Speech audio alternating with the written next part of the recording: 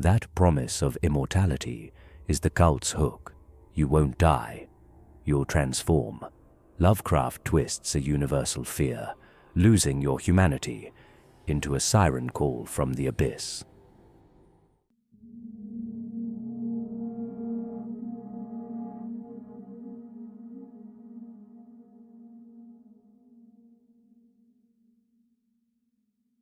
Imagine standing on a crumbling New England pier at night, fog rolling in, the ocean, black as ink. Your lantern catches a ripple, then a glistening, wide-eyed face breaks the surface, staring back. That primal jolt of terror is the heartbeat of H.P. Lovecraft's Deep Ones. Lovecraft first hinted at them in Dagon. A lost sailor drifts onto a newly risen seafloor, finds a monolith carved with fish-human hybrids, and watches a titanic sea creature rise from the waters. By invoking the name Dagon, a Bronze Age Philistine fish god, Lovecraft moors his Deep Ones to humanity's oldest maritime cults, hinting that their worship has rippled beneath history since antiquity. The Deep Ones step fully into the light in the shadow over Innsmouth, written in 1931.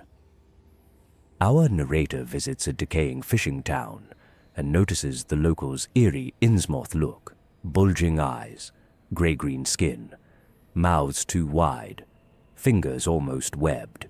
He walks through broken streets, and shutters slam the moment he passes. A drunk named Zadok Allen spills the town's secret. A century earlier, Captain Obed Marsh brought home a South Seas cult that worshipped Father Dagon and Mother Hydra. In exchange for endless fish and unearthly gold, the townspeople offered sacrifices and brides. The bargain spawned hybrids. Children appear normal, but as they age, their features slide toward the piscine. Eventually, they shed human skin, sprout gills, and slip into the Atlantic to live forever beneath Devil Reef. But before that final baptism, the young hybrids walk among us for decades. Their first gills lie dormant. They attend our schools, crew our trawlers, even sit on town councils. Locals whisper that members of certain families never drown. These liminal years are the perfect cover. Every shipping contract signed, every marriage license issued, spreads the bloodline inland like brackish floodwater. By the time the Innsmouth look fully flowers, bulging eyes, a damp sheen of skin, fingers knit with webbing, the hybrid has memorized our laws and infiltrated our ledgers. The transformation that horrifies outsiders is, to them, simply a homecoming ceremony in slow motion. Their destination is Harnathle, a Cyclopean underwater metropolis of basalt pillars and black windows. There, Father Dagon and Mother Hydra reign like ancient priest-kings, colossal Deep Ones who have watched continents shift. That promise of immortality is the cult's hook. You won't die, you'll transform. Lovecraft twists a universal fear, losing your humanity, into a siren call from the abyss. The Deep One's breeding pact is strategic biology. Pure blood elders may live for millennia, but hybrid vigor solves a subtler problem: adaptation. Human DNA grants resistance to temperature swings and surface pathogens, letting colonies crawl up brackish deltas from Louisiana to the Baltic. In return, hybrids inherit the abyssal long view.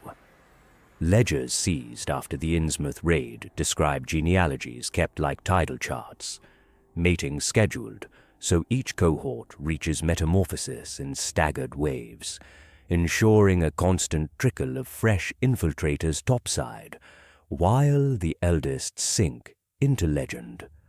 The federal raid on Innsmouth in 1928, depth charges pounding Devil Reef, suggests human guns might erase the town, yet Lovecraft lets us know the Deep Ones simply swam deeper.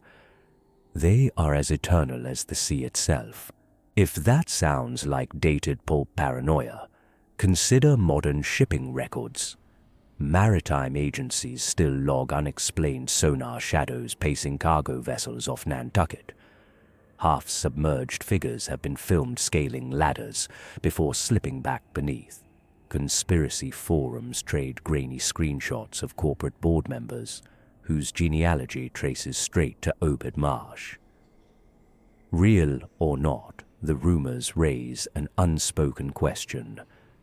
How many of us are waiting for the deep's call within our own blood? Lovecraft's language sells the horror. He describes hybrids with queer narrow heads, flat noses, bulging lidded eyes, and voices like the barking of seals. His words stick like salt on the tongue. After Lovecraft's death, other writers dove in.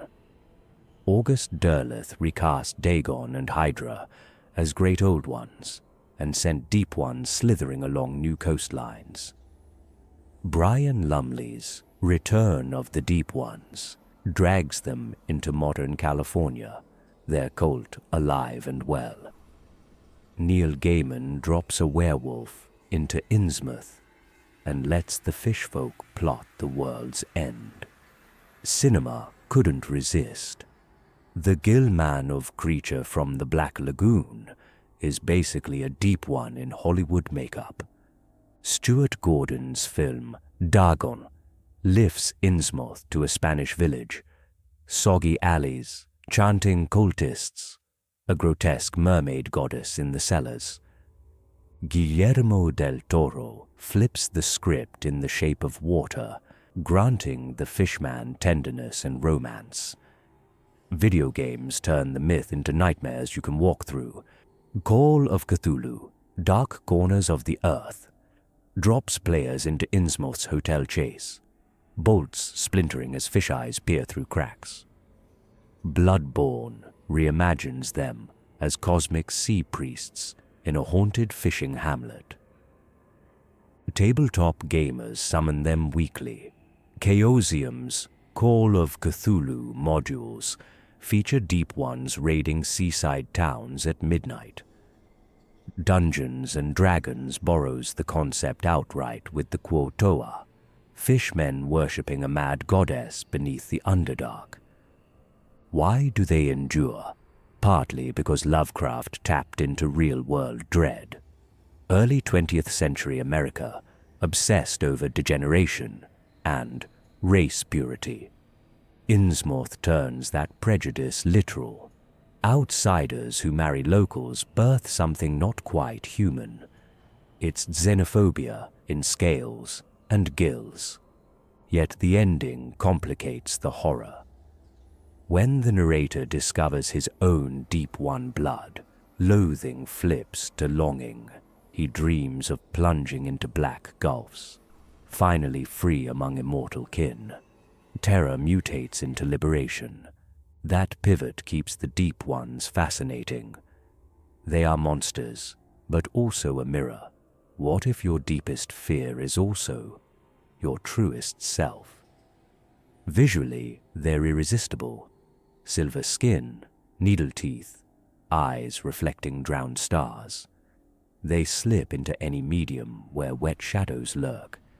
Every coastal ghost story, every urban legend of things crawling from the surf, owes a debt to Innsmouth.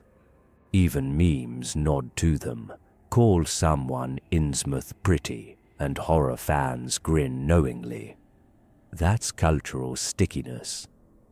At their core, the deep ones fuse two universal symbols: the ocean, vast and unknowable, and the body, betraying us as it changes.